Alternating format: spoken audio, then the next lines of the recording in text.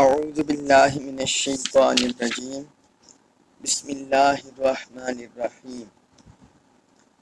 قال فرمایا، یعنی حضرت یعقوب علیہ السلام نے فرمایا،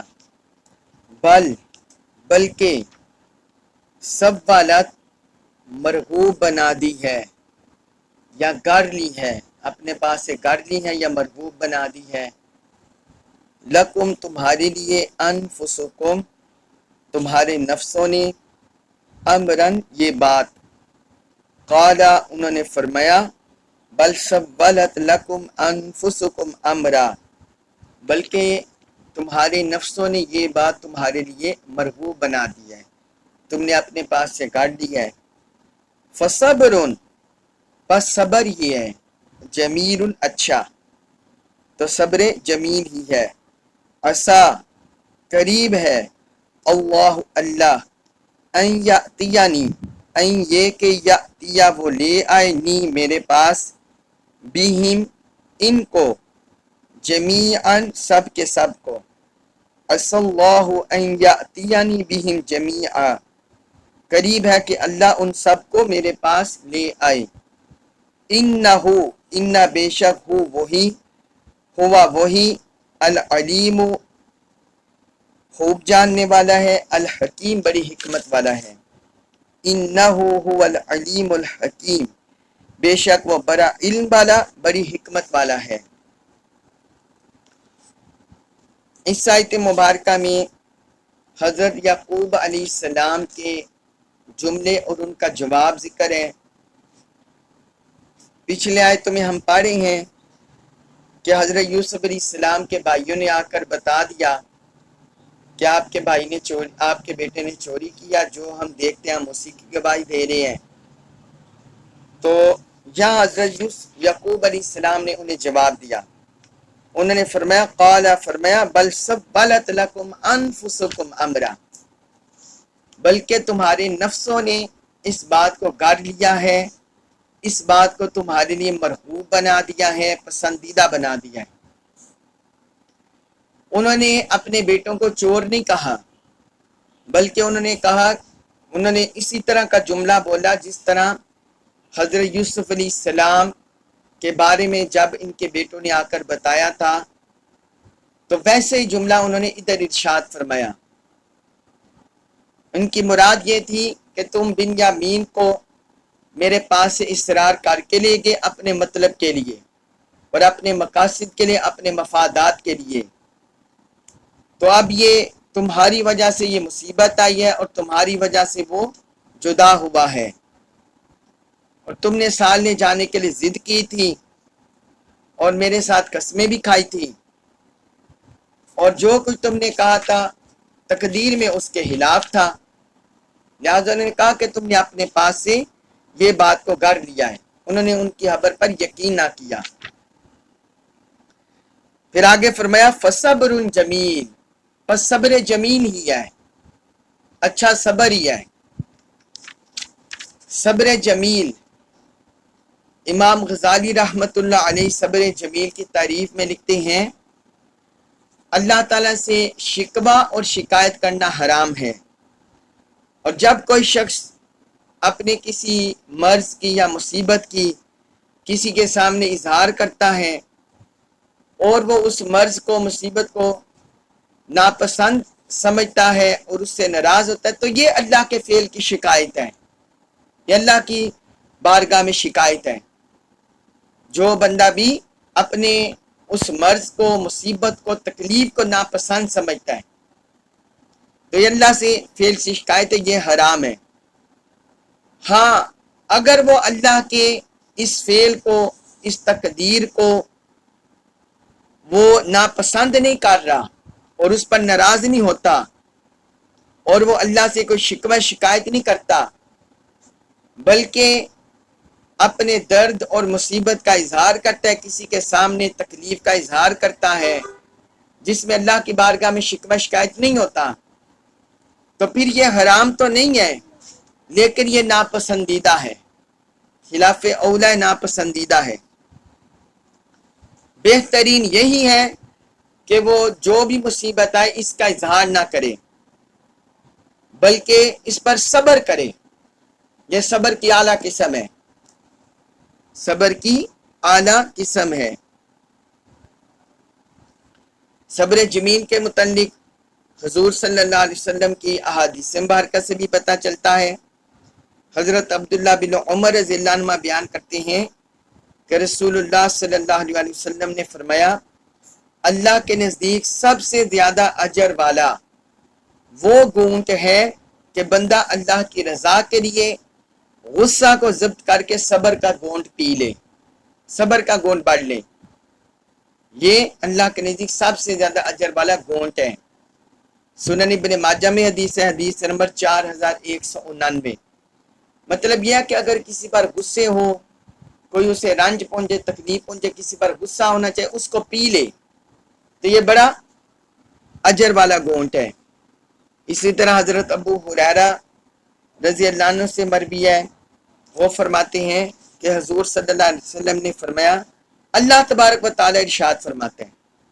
جب میں اپنے کسی مومن بندہ کو کسی مصیبت میں مبتلا کرتا ہوں اور وہ اپنی عیادت کرنے والوں سے میری شکایت نہیں کرتا تو میں اس کو اس کی قید سے آزاد کر دیتا ہوں، یعنی اس مصیبت سے، اور اس کا گوشت پہلے گوشت سے بہتر بنا دیتا ہوں، اس کا خون پہلے خون سے بہتر بنا دیتا ہوں، اور اثر نو اس کا عمل شروع کر دیتا ہوں، یعنی اس کے معاملات پہلے سے بہتر شروع کر دیتا ہوں. یہ مستدرک حاکم حدیث ہے، جلد 1 صفحہ 348، اور امام بہقی کی السنن الکبریٰ میں جلد 3 صفحہ 375. پھر ایک حدیث میں حضور صلی اللہ علیہ وسلم نے فرمایا، اللہ تعالیٰ کو 2 گھونٹ زیادہ محبوب ہیں، 2 گھونٹ. ایک صبر کا وہ گھونٹ جب کوئی شخص سخت درد کو برداشت کر کے صبر کا گھونٹ پی لے، اور دوسرا وہ گھونٹ جب کوئی شخص غصہ کو برداشت کر کے صبر کا گھونٹ پی لے. یہ مصنف ابن ابی شیبہ میں حدیث ہے، حدیث نمبر 34398، 34398. تو حضرت یعقوب علیہ السلام نے بھی یہی جملہ بولا اپنے بیٹے کی جدائی پر، فصبر جمیل، کہ اب یہ صبر جمیل ہی ہے. آگے فرماتے ہیں، عسى الله ان يأتيني بهم جميعا، قریب ہے کہ اللہ ان سب کو میرے پاس لے آئے. یعنی وہ صبر جمیل بھی کر رہے تھے اور رب کی بارگاہ سے پر امید بھی تھے کہ ایک دن ان سب سے میری ملاقات ہو جائے گی اور وہ میرے پاس آ جائیں گے، مجھے مل جائیں گے. پھر آگے فرمایا، انہ هو العلیم الحکیم، بے شک وہی خوب جاننے والا، بڑی حکمت والا ہے. تو اللہ کی طرف سے یہ آگے آ رہا ہے، وَأَعْلَمُ مِنَ اللَّهِ مَا لَا تَعْلَمُونَ، سورہ یوسف آیت نمبر 86 میں آگے آ رہے ہیں ان کے جملے، کہ میں وہ کچھ جانتا ہوں اللہ کی طرف سے جو تم نہیں جانتے. تو انہوں نے یہ خبر تھی کہ رب کی طرف یہ آزمائش ہے اور ایک صبر کے مرحلے سے گزر رہا ہوں. پھر اس کے بعد سورہ یوسف آیت نمبر 84، اس میں فرمایا، وَتَوَلَّا، اور اس نے منہ پھیر لیا، عنہم، ان سے، وقال، اور کہا، یا اسفا، ہائے افسوس، علی یوسفہ، یوسف علیہ السلام پر، یعنی یوسف علیہ السلام کی جدائی پر ہائے افسوس. وَبِيَدَّتْ، اور سفید ہو گئی، عیناہ، ان کی آنکھیں، من الحزن، غم سے. وَبِيَدَّتْ عیناہ من الحزن، اور ان کی آنکھیں غم سے سفید ہو گئی. فَهُوَ قَزِيمٌ، فَهُوَ، سو وہ، قزیم، غم کو ضبط کیے ہوئے تھے، غم کو ضبط کیے ہوئے تھے. یعنی حضرت یعقوب علیہ السلام نے جب دیکھا کہ بنیامین تو نہیں ملے تو انہوں نے ان سے منہ پھیر لیا، وہ جملہ بول کر جو پیچھے گزر چکا ہے پچھلی آیت میں. اور پھر انہوں نے مزید فرمایا، یا اسفا علی یوسف، ہائے یوسف علیہ السلام کی جدائی پر افسوس. یہ بات یاد رکھیے، یہ ان کے جملے اللہ کی بارگاہ میں شکایت نہیں تھے، کوئی شکوہ شکایت نہیں تھا، اللہ کی بارگاہ سے، بلکہ وہ جو ایک فطری محبت انسان کو اللہ سے ہوتی ہے، یہ اس کا اظہار تھا، یہ اس کا وہ اظہار کر رہے تھے۔ پھر انہیں رب کی طرف سے علم بھی تھا کہ میرے بیٹے یوسف سے ملاقات ہو جائے گی، تو اس لیے یہ جو صبر کا اتنا کٹھن مرحلہ تھا، اتنا طویل دور تھا، تو اس پر وہ غم زدہ تھے، تو انہوں نے ایک غم کا اظہار کیا، یا اسف علی یوسف۔ اور مفسرین نے یہ بھی لکھا ہے کہ پچھلی ہمیں جو غم اور مصیبت پر تلقین ہے، ہم کہیں انا للہ و انا الیہ راجعون، جبکہ پچھلی امتوں میں اس طرح کی تلقین نہیں تھی۔ اگر یہ تلقین ہوتی تو حضرت یعقوب علیہ السلام یہی جملہ بولتے، لہٰذا ان پر بلیم نہیں ہوتا کہ کہیں انہوں نے کوئی اللہ کی بارگاہ میں شکوہ شکایت کیا ہے، بلکہ نہیں، یہ صرف انہوں نے ایک غم کا اظہار کیا ہے، جو انہیں اپنے بیٹے کے ایک قدرتی غم تھا کہ اتنا طویل جدائی کا عرصہ ہو گیا ہے، تو اس کا اظہار کیا۔ جس طرح دیکھیے ایک حدیث مبارک ہے، صحیح البخاری میں حدیث ہے، صحیح مسلم میں بھی،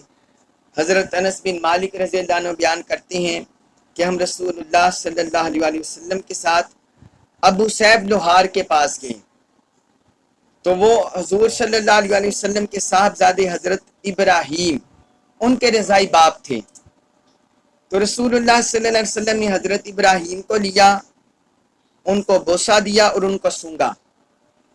وہ اپنی جان کنی کی حالت میں تھے، یعنی وصال فرمانے کے قریب تھے، تو حضور نے اپنے صاحبزادے کو بوسہ دیا، سونگا۔ پھر ہم اس کے بعد آپ کے پاس گئے، اس وقت حضرت ابراہیم اپنی جان کی صحابت کر رہے تھے، یعنی ان کی جان نکل رہی تھی، اور رسول اللہ صلی اللہ علیہ وسلم کی آنکھوں سے آنسو بہہ رہے تھے۔ تب حضرت عبد الرحمن بن عوف نے عرض کیا، یا رسول اللہ صلی اللہ علیہ وسلم آپ بھی، یعنی آپ بھی رو رہے ہیں؟ تو آپ نے فرمایا، اے ابن عوف، یہ رحمت کے آنسو ہیں، یہ رحمت کے آنسو ہیں۔ پھر آپ کی آنکھوں میں اور آنسو آ گئے، آپ نے فرمایا آنکھ سے آنسو بہتے ہیں اور دل غمگین ہے، آنکھ سے آنسو بہ رہے ہیں اور دل غمگین ہے، اور ہم زبان سے صرف وہی بات کہتے ہیں جس سے ہمارا رب راضی ہو۔ اور پھر آخر میں آپ نے فرمایا، اے ابراہیم، ہم آپ کی جدائی پر غم زدہ ہیں، ہم آپ کی جدائی پر غم زدہ ہیں۔ صحیح البخاری میں حدیث ہے، حدیث نمبر 1303، اور صحیح مسلم میں حدیث نمبر 2315۔ تو یہ صرف انہوں نے جدائی کا جو غم تھا اس کا اظہار کیا۔ جس طرح حضرت حسن بصری سے زاد المسیر میں ہے، وہ کہتے ہیں حضرت یعقوب علیہ السلام مسلسل 80 سال تک روتے رہے، اور ان کی آنکھیں خشک نہیں ہوئی، اور جب سے ان کی بصارت گئی تھی، اللہ تعالیٰ کے نزدیک ان سے زیادہ عزت والا کوئی نہیں تھا۔ یہ زاد المسیر میں ہے، جلد 4 صفحہ 271۔ تو اسی کا اللہ تبارک و تعالیٰ نے قرآن میں اس واقعہ کا ذکر کیا، وَابْيَضَّتْ عَيْنَاهُ مِنَ الْحُزْنِ، کہ غم سے ان کی آنکھیں سفید ہو گئی تھی، فَهُوَ كَظِيمٌ، سو وہ غم کو ضبط کیے ہوئے تھے۔ تو اللہ تعالیٰ نے بھی یہاں ان کے غم کا ذکر کیا ہے کہ جو بیٹے کی جدائی کا قدرتی غم ہوتا ہے وہ ان کے دل پر حاوی تھا، کوئی اللہ کی بارگاہ میں شکوہ شکایت نہیں تھا، بلکہ وہ صبر جمیل جو ضبط تھا اسی سے ان کی آنکھیں بھی سفید ہو گئی اور بینائی چلی گئی۔ پھر وہ آگے بولے، قالو، یہ سورہ یوسف ہے، آیت نمبر 85، اس میں ارشاد فرمایا، قالو، وہ بولے، یعنی حضرت یوسف علیہ السلام کے بھائی، قالو، وہ بولے، تاللہ، اللہ کی قسم، تفتاؤ، آپ رہیں گے۔ فتح یفتاؤ کا مطلب ہوتا ہے کسی کام کو کنٹینیوس جاری رکھنا، تو کہتے ہیں تفتاؤ، آپ رہیں گے، تذکرو، یاد کرتے، آپ یاد کرتے رہیں گے، یوسف علیہ السلام کو، آپ اسی طرح یوسف علیہ السلام کو یاد کرتے رہیں گے، حتیٰ، یہاں تک کہ تکونا، آپ ہو جائیں، حردن، قریب مرگ، حردن، قریب مرگ، او، یہاں تکونا، آپ ہو جائیں، من الحالکین وفات پانے والوں میں سے، یا آپ وفات پانے والوں میں سے ہو جائیں۔ تو جس وقت حضرت یعقوب علیہ السلام کی یہ حالت انہوں نے دیکھی ان کے بیٹوں نے، تو وہ آگے اپنے باپ سے کہنے لگے قالوا تاللہ تفتأ تذکر یوسف، کہ آپ اسی طرح یوسف کو یاد کرتے رہیں گے۔ اپنے تھے تو وہ یہ سمجھتے تھے نا کہ حضرت یوسف علیہ السلام اتنا عرصہ ہو گیا 40 سال کا، وہ کہیں اسی قبر میں وصال فرما چکے ہوں گے، معاذاللہ مر کھپ چکے ہوں گے، تو وہ تو بھولے بسرے انہیں سمجھ چکے تھے، کیا پتہ نہیں وہ کہاں ہوں گے۔ اس لیے انہوں نے کہا آپ انہیں کو یاد کرتے رہیں گے حتیٰ تکون حردن، یہاں تک کہ آپ قریب مرگ ہو جائیں، وصال فرمانے کے قریب ہو جائیں۔ حردہ بولتے ہیں کہ محبت یا غم کی زیادتی، کوئی بندہ محبت کو اپنے اوپر غالب کر لے یا کسی غم کو اپنے اوپر لے لے، جس سے اس کا جسم کمزور ہو جائے، اس کی صلاحیتیں مان پار جائیں اور اس کے جسم میں عقل میں فساد برپا ہو جائے۔ امام واحدی نے اہل معانی سے اس کا معنی یہ نقل کیا ہے، تو اس کو بولتے ہیں حرد، اس کو بولتے ہیں حرد۔ تو انہوں نے حضرت اپنے والد سے یہی کہا کہ آپ اتنا کثرت سے گریہ زاری کرتے ہیں، غم کرتے ہیں، تو یہ آپ کا خطرہ ہو گیا کہ آپ اپنے جسم سے کوئی فائدہ نہیں اٹھا سکیں گے۔ او تکون من الحالکین، یا وفات پانے والوں میں سے ہو جائیں گے، یعنی یا آپ کا وصال ہو جائے گا۔ تو یہ حالت آپ کی ہو گئی ہے، یہ حالت آپ کی ہو گئی ہے۔ آگیا سورہ یوسف آیت نمبر 86، اس میں ارشاد فرمایا قال، انہوں نے فرمایا انما، صرف، اشکو، میں فریاد کرتا ہوں، میں شکایت کرتا ہوں، بسی، اپنی پریشانی، وحزنی، اور اپنا غم، اللہ، اللہ کے حضور۔ قال، انہوں نے فرمایا انما اشکو بسی وحزنی اللہ، میں تو صرف اپنی پریشانی اور غم کی فریاد اللہ کے حضور کرتا ہوں۔ وَأَعْلَمُ، اور میں جانتا ہوں، من اللہ، اللہ کی طرف سے، ما، جو کچھ، لا، نہیں، تعلمون، تم جانتے ہیں۔ وَأَعْلَمُ مِنَ اللَّهِ مَا لَا تَعْلَمُونَ، اور میں اللہ کی طرف سے وہ کچھ جانتا ہوں جو تم نہیں جانتے۔ اب یہ دیکھیے جس طرح پچھلی آیت میں، آیت نمبر 84 میں ہم بیان کر رہے ہیں کہ حضرت یعقوب علیہ السلام نے جو یا اسفا بولا،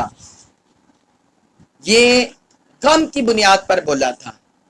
جو نے اپنے بیٹے کی جدائی کا غم تھا۔ یہ غم ناکی میں کوئی شکوہ شکایت نہیں تھا مخلوق سے یا کسی اور کے آگے، نہیں، بلکہ وہ صرف جو صبر جمیل کر رہے تھے، غم کو ضبط کیے ہوئے تھے، صرف اسی کا اظہار تھا، اور اللہ کی بارگاہ میں انہوں نے اپنا غم ذکر کیا، جس کا بھی اس آیت مبارکہ میں وضاحت سے ذکر آ گیا ہے۔ تو انہوں نے فرمایا انما اشکو بسی، بے شک میں صرف شکایت کرتا ہوں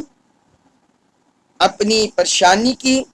وحزنی، اور اپنے غم کی، اللہ، اللہ کی بارگاہ میں، کہ میں کسی مخلوق کے سامنے اپنا غم، اپنی پریشانی ذکر نہیں کرتا، بلکہ اللہ کی بارگاہ میں ذکر کرتا ہوں کہ جس رب نے یہ غم کا صبر کے امتحان میں ڈالا ہے، وہی رب اس سے خیر و عافیت سے مجھے نکال لے۔ تو انہوں نے اللہ کی بارگاہ میں کیا۔ یہ جہاں جو بسی آیا، بسی، اس کا مطلب ہوتا ہے، بسن کا مطلب غم کو چھپانا۔ جب انسان اپنے غم کو چھپائے رکھے اسے ہم کہتے ہیں، ہم، فکر، اور جب دوسروں سے اپنے غم کا اظہار کر دیں اسے بس بولتے ہیں، پریشانی۔ تو انہوں نے کہا کہ جو میرا چاہے چھوٹی پریشانی ہو، چھوٹا غم ہو یا بڑا غم ہو، تو میں صرف اللہ کی بارگاہ میں ذکر کرتا ہوں۔ اور آگے فرمایا وَأَعْلَمُ مِنَ اللَّهِ مَا لَا تَعْلَمُونَ، کہ میں اللہ کی طرف سے وہ کچھ جانتا ہوں جو تم نہیں جانتے۔ تو اس سے پتہ چلا کہ اللہ کی رحمت سے، اس کے احسان سے، اس کے لطف و کرم سے، اللہ کی طرف سے علم عطا کیے جانے سے حضرت یعقوب علیہ السلام کو علم تھا کہ ان کا بیٹا زندہ ہے، حضرت یوسف علیہ السلام زندہ ہے۔ اس لیے انہوں نے کہا کہ میں اللہ کی بارگاہ میں فریاد کرتا ہوں غم کی اور یہ پریشانی کی، اور میں اللہ کی طرف سے وہ کچھ جانتا ہوں جو تم نہیں جانتے۔ میں اللہ کی بارگاہ میں وہ کچھ جانتا ہوں جو تم نہیں جانتے۔